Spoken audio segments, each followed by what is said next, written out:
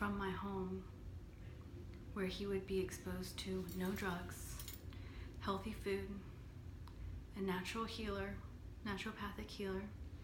He's been sick with a cold and sniffing with mucus coming out of his nose every time I've seen him in the past 7 months, and I would say 80 to 90% of the times I've seen him in the past 2 years.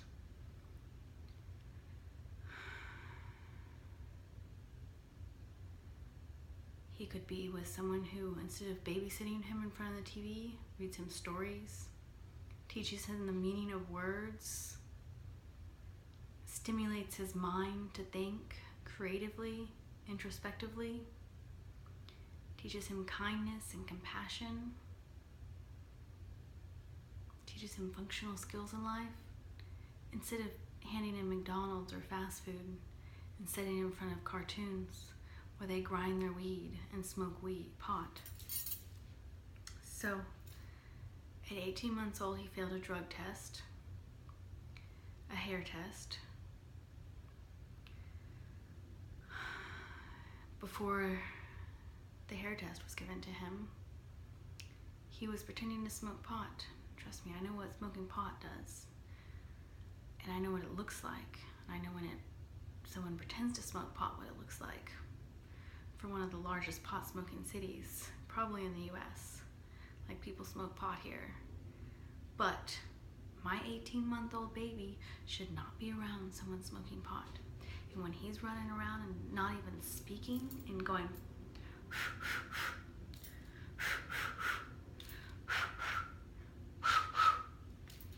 I mean, come on, like, give me a fucking break.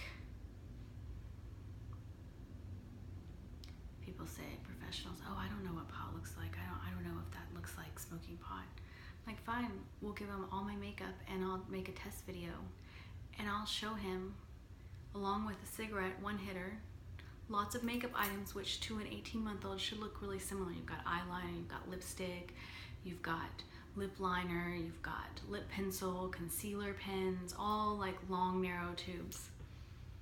Each one, mascara, each one, he knows where that goes on his face. Because I sit him in front of me when I put my makeup on, right there, as a baby, up until he was 14 months old. Every time I put on makeup, I put him right there. And he knows what this is, and he, can do his eyeliner. The video shows that. And as soon as he is handed the pipe and said, what is this? Just throws it away. He doesn't care about it. He doesn't want to play with it. Trust me, he's not pretending it's a straw. Because if he thought it was a straw, he'd also pretend like the concealer pen and everything else was also a straw. I was making pasta one time, ratatouille actually, and I like to put a little wine in my base of my sauce, especially because I don't use chicken broth or any of the flavorings. And as soon as I got that wine bottle out, his face went white with fear. Why should a 2-year-old's face go white with fear when I get out a wine bottle? I put it back in the fridge. I mean, he looked very upset by it, and I was like, oh, it's okay, baby. Of course, I can't bring attention to this. If I do, who knows what's gonna happen next? Next thing you know, I'll be jailed for something else. Now he's talking about grinding. Went and saw that movie today. Juliet Naked or something like that. And they show the dad just like it's no big deal. I mean, first of all, I have a problem that he's the one doing the caretaking all the time of his son. Like, why, when he goes off with his potential romantic interest for weeks at a time, why doesn't he leave his son home with his mother? Instead, he takes his son all around, all the stuff they're doing. Like, that should be like a man's going out to see a significant other. He shouldn't bring his 7-year-old son for all of that. And he also should not be having his 7-year-old son playing blocks in front of him, and he's got a weed grinder there and he's rolling up pot. I mean, what are we teaching people? That it is okay for a man, a father, to be rolling up some doobies in front of his son?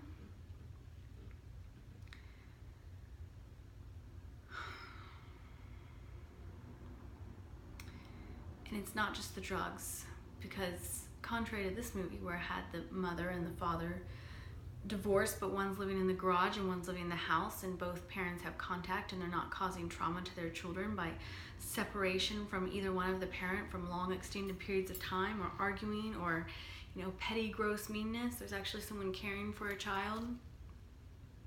In this situation, I'm pretty sure my son is just left to his own devices. He acts like a 7-year-old, not a 3-year-old now, just in terms of his capabilities and what he can do, and his seeming like maturity and the hardness about him.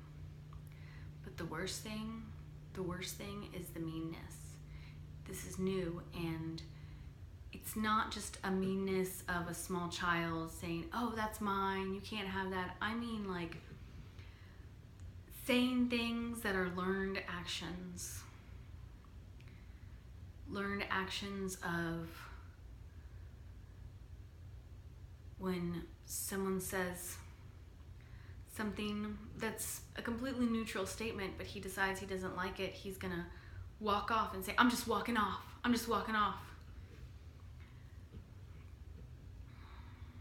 People can say what they want if they believe things or not, but the sensitivity that I possess and my keen awareness of the subtleties of the environment, of people's personalities, their actions, their body language. As a highly sensitive person, I can see that he's being taught these things. He's being taught to destroy things, to hit things, to, when mommy says, no, you don't have to destroy all the trees, and here's Al. Who Al lives in the trees. We don't want to crush down all the trees. It's like the trauma that's been caused to his, reptilian base center for survival and security has been totally destroyed by the separation as a baby from his mother. And the continued long-term repetitive separation, the continued long-term completely no contact with his mother to a small child. This is the most traumatic thing that can happen to a child. And then to go in a home where people aren't taking care of him, where they're babysitting him in front of a TV, where they're teaching him mean ways to say, act, and be, when they're doing drugs and smoking alcohol to a gross extent.